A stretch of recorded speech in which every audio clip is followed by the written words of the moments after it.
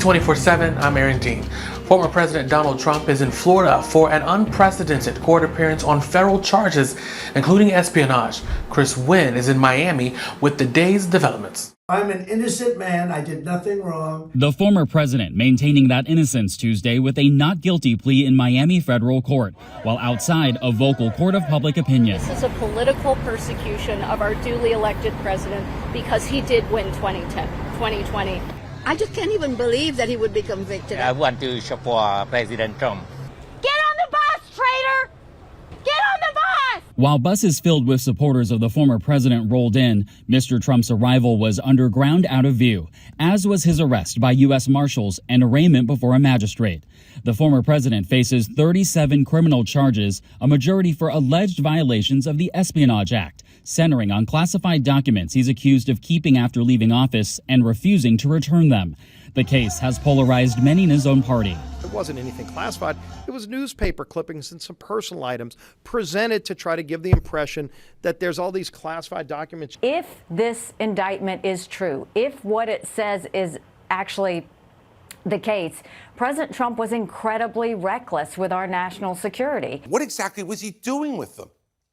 Did someone remind him he's not the president anymore? In court with the former president, his personal aide, Walt Nada, arraigned on his own 6 charges, including obstruction and concealment, for allegedly moving boxes of documents at Mar-a-Lago at Mr. Trump's request. In Miami, I'm Chris Wynn reporting. In the most recent CNN town hall, former governor of New Jersey, Christie, took the stage and he talked about the Republican Party, Ukraine, and former President Donald Trump's current legal troubles, and even the 2020 election. How about blame him? He did it. He took documents he wasn't supposed to take. He kept them when they asked him back for them. They got a grand jury subpoena. He refused to comply. They raided his home finally because he refused to comply. Loser, loser, loser. Now we're going, it'll be different this time. Why? Why will it be different this time? Those arguments need to be made, and I'm not afraid to make them for 2 reasons. 1, I'm not afraid of him, and 2, it's the truth. Do you think he'll show up to those early debates? You bet he will. His ego will not be able to stop him. Pennsylvania authorities are saying that a body was discovered in the wreckage from the Interstate 95 bridge collapse. The Philadelphia County Medical Examiner is in the process of identifying the remains. Meanwhile, state and federal officials are working toward restoring the crumbled roadway. John Lawrence reports. Philadelphia commuters frustrated by thicker than usual traffic. It's just nonstop. It's just hit after hit after hit. It just keeps coming. It's a nightmare. Getting around the city of brotherly love is a battle after a section of I-95 collapsed Sunday. Police say it was caused by a tanker truck after the driver lost control and crashed into a wall. The fire that broke out following the accident brought the bridge down. PennDOT's contractors will work 24/7 in an effort to try and speed up the solution set, and we continue to engineer the solution set that will come after the demolition is completed, and we expect that demolition to be completed in 4 or 5 days. Pennsylvania Governor Josh Shapiro issued a disaster declaration which will allow the state to get federal funds more quickly and help speed up the repair process. The entire region affected by this will have the full support of the United States Department of Transportation for as long as it takes to get that restored to normal.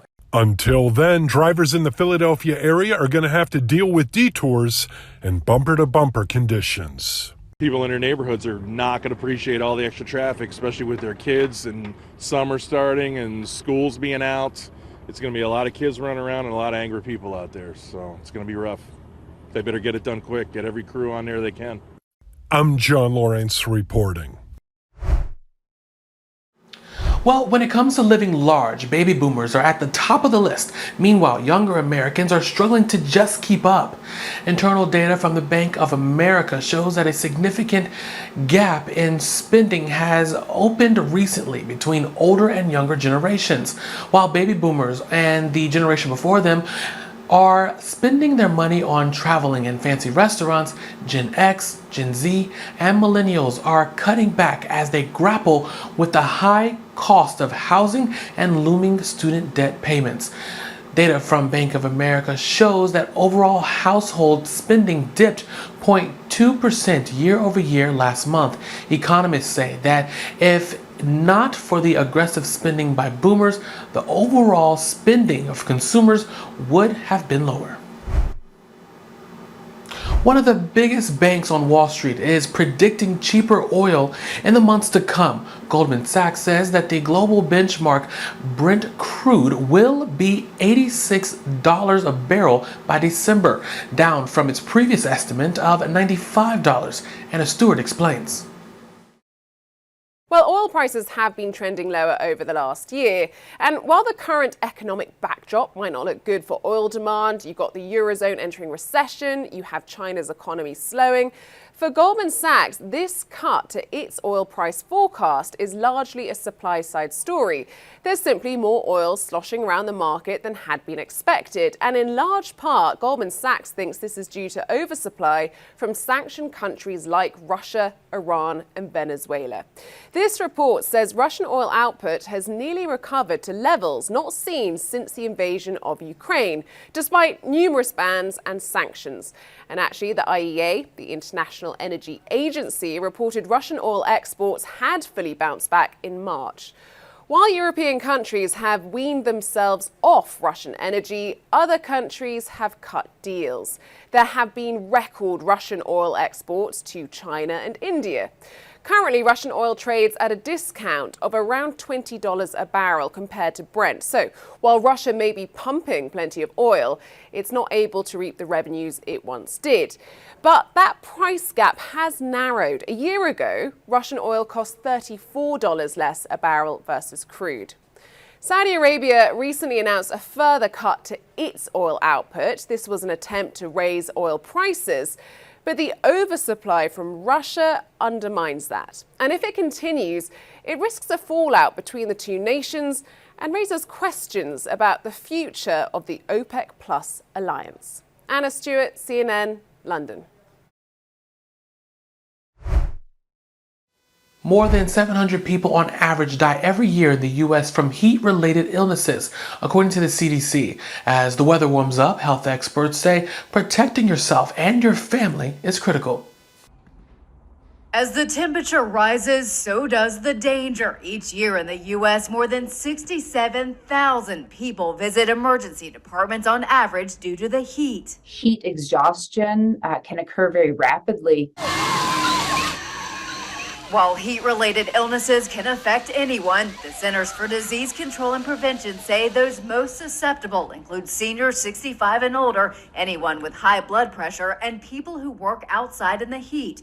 Heat exhaustion symptoms include heavy sweating, cold, pale, clammy skin, and a fast, weak pulse. Experts say to get out of the heat, loosen clothes, or take a cool bath and to sip water. Dr. Christina Butler with Mayo Clinic says to avoid going out during the hottest part of the day.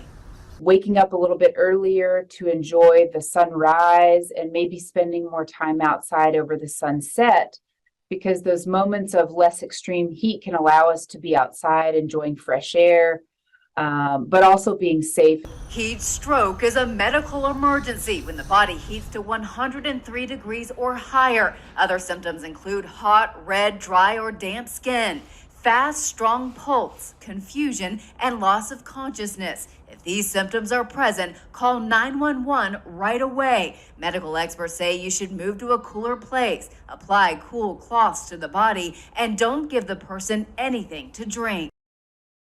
If you think about needing help, ask for it rather than delay. For Health Minute, I'm Mandy Gaither. Thanks for joining us for AC 24/7. For more, go to theadvocatechannel.com, subscribe on our Advocate Channel YouTube page. For AC 24/7, I'm Aaron Dean.